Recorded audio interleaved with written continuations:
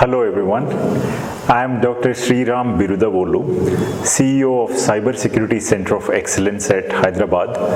Our Center of Excellence is a collaboration between DSCI, Data Security Council of India, and the Govt of Telangana. And we are a registered body which is a part of NASSCOM. So DSCI is the cybersecurity arm of NASSCOM. NASSCOM is India's largest IT industry body. So we do get many insights from the industry and we spearhead initiatives in specific areas. So as far as the Cybersecurity Center of Excellence is concerned, we are engaged in uplifting the cybersecurity ecosystem and cybersecurity and privacy ecosystem in our country in general and in the state of Telangana in particular. So our intention is to create a local cluster of cybersecurity and privacy companies here in this ecosystem. So we have two goals. Number one is to uplift the cybersecurity ecosystem and create a very strong and resilient cyberspace. The second goal is that of capturing a share of the pie of the $250 billion cybersecurity market which is out there, the global market which is out there. And when smaller countries are doing it, we can definitely do it. So actually speaking, we should realize that what is required now is innovation, entrepreneurship, and capability building. So all of these areas need to be boosted tremendously for us to do this, to achieve our goals. So first of all, we have 5 pillars, and I'll tell you why these are relevant. So we have industry because we are an industry body, and our DNA is that of industry. So we engage with large, medium, and small sized companies. We have a startup incubator as well to actually incubate cybersecurity and privacy startups. The second pillar is that of government, in which we engage with central government, state government, law enforcement agencies, defense, and we do policy making as well. The third pillar is that of academia and R&D, in which we collaborate with academic institutes for a variety of reasons. One is capability building, because we need a large talent of professionals, a large pool, a talent pool in order to service this area of cybersecurity, so which is a vast and growing area. So it is growing at a scorching pace of at least 13% per year on year.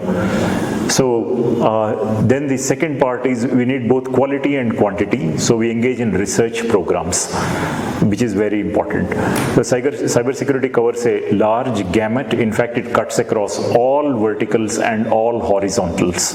Okay, right from chip level security, network security, operating system level, middleware, and up to social media, and actually human engineering, what we call social engineering as well. So there are a variety of areas, right from IoT security to cloud security to forensics, endpoint security, and network security, and so on. So I invite you, in fact, to get into this exciting world of cybersecurity and explore the various options. So if you take your own life, for example, you would see that a lot of things have moved to digital life, which means our economy, society, and as individuals, we are moving towards digitalization, the entire industry as well. So that is why cybersecurity has become extremely important. So our fourth pillar is that of user groups, in which we collaborate with the user industry. So this industry, as opposed to the first pillar, is that of users, meaning the people who use the cybersecurity products and services produced by the first pillar. And we conduct something called use case clearinghouse workshops in order to extract the critical use cases out of this industry and then present them to the first pillar, which is the cybersecurity and IT industry, so that they can produce better products and solutions. So user industry is extremely important because we need to be customer centric, we need to foster better user design, okay, and also user experience, and users are the people who also invest money into buying all these products and services, and also they report breaches. All this is very important.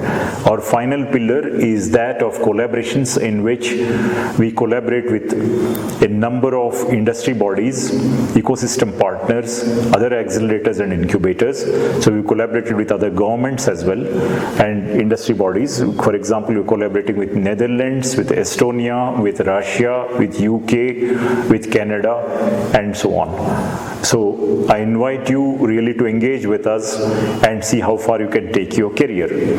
And now coming to this aspect, by now you would have realized that when I described all these areas, that there are a lot of opportunities, and we are really going digital in a big way. If you were to examine a common citizen's life, probably he's booking a cab online, he's making payments online, he's using email, he's using social media, he's getting entertained online, okay, and he's booking doing his e-commerce and even grocery shopping online. So with all of these things happening, and then the industry is moving towards automation and AI, you would see that there is a huge scope for cybersecurity. So without it, you cannot do it. In fact, in contracts they sign that are your systems cyber secure, is your entire supply chain cyber secure, and so on. So above, we estimate that about 1 million professionals are needed in cybersecurity space. This itself should open up opportunities. The other aspect I want to highlight is that several regulations are coming into picture. Okay, they have been tabled. If you see India, in fact, in the past few years itself, India is in a transition state. It's in flux. So you see that there are laws being passed now. So there are laws on Insolvency and Bankruptcy Act, for example, to protect the startups, to drones, laws on drones, AI, okay, NDCP, National Digital Communications Policy, and then you have the two things that are pertinent here are privacy laws that has been tabled with the Parliament. The other one is what our Prime Minister has announced in the 15th August speech, is that we will have a cybersecurity framework, cybersecurity law pretty soon. So all of these go to show how important it is. In fact, when the Prime Minister went and visited different countries and met with the world leaders, then the question that he asked them was that what are the top 3 things that keep you awake at night? And the world leaders, the answers that they gave, invariably their top 3 things contained cybersecurity. Okay, one of the top 3 things was always cybersecurity. So he came back and asked NASSCOM, saying that what is being done about it. So they brought out this thing called CSTF, Cybersecurity Task Force Report, Cybersecurity Task Force. And that report, you can read it. There are 10 recommendations, brilliant ones, and you will soon see that many organizations and industries are adopting this. So our own state government here has been very progressive, and we have our own cybersecurity policy. If you will take one of the few states to have its own cybersecurity policy, I invite you to read it on Telangana portal, and you will find that there are a number of incentives being given to cybersecurity startups here in Telangana. So similarly, what is happening at national level also, we hope to see many major changes here. So you would see that with every law being passed, you would require, in fact, a number of professionals to join this, and it will be required to service the ecosystem, because as you see, the fines are going to be steep for breach of privacy.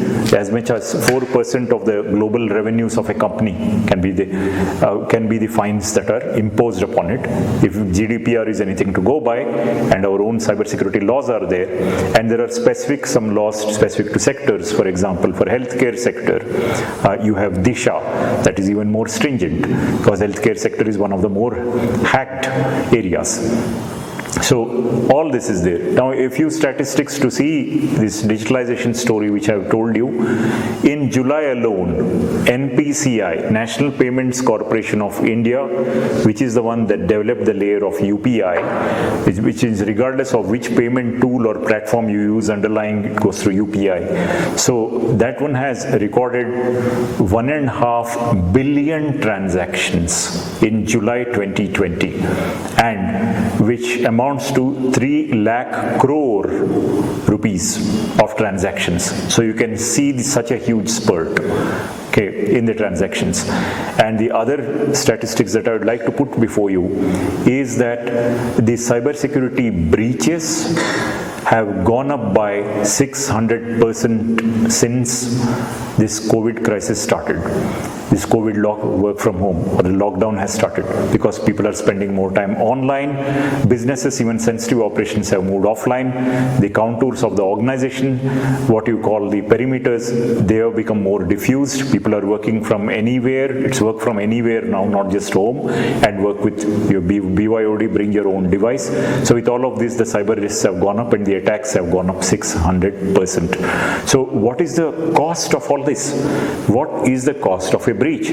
So if you were to go by an IBM report which was generated recently, so you see that the average time it takes to detect and fix a cyber breach, data breach, is about 280 days, which is about 9 months. It takes 9 months just to detect and fix a breach, and it costs something like $3.9 million.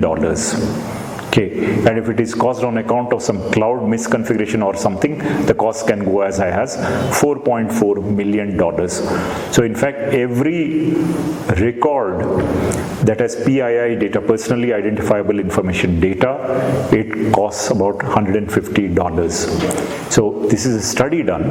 In fact, all these reports which I'm putting before you. So as far as the code is concerned, it is estimated that 1% of all code is vulnerable. Okay, so it goes to say that how important this has become. If these are the steep costs, then companies, organizations, governments, and even individuals will spend a lot in cybersecurity. Without it, they would not survive. And they would in fact be, whenever a breach happens, there are at least 3 things that happen. Number 1, your business comes, let's say you're hit by a ransomware. Your business is compromised. Okay, it comes to a grinding halt, or it is compromised in many ways. And then that is a loss of business operation, which is immediate revenue, as well as the disruption. The second thing is that there are regulatory problems. You'll be slapped with fines, and all the audits that will happen, they'll report, show that these breaches have happened, have you taken adequate precautions and all that, and if sensitive personal information was lost, you stand liable in the court of law. Okay, they can be slapped on you. The third thing is that of reputation. If reputation goes, these customers will not believe you anymore, and whichever part of the supply chain you are in, okay, so they will not believe you anymore, so your current and future contracts might get affected. So with this in mind, you can see how exciting it is to enter into this world of cybersecurity. It is an entire domain. It is not any one specific technology. It is in fact a perfect confluence of several domains, right from psychology to technology, okay, social engineering, social media, platforms, to hardcore engineering. So it is a myth and a misconception that only techies need to be there. There are several people I meet every day, right from law, privacy laws, lawyers, to cyber forensics, to law enforcement agencies, okay, and hardcore techies, to people who are bringing about cyber awareness and putting an end to cyberbullying, the social aspects of it. So it touches every aspect and gamut. As long as you find that digitalization is touching any aspect of life, you can be assured that cybersecurity needs to be there. So with this, I hope I have given you an idea of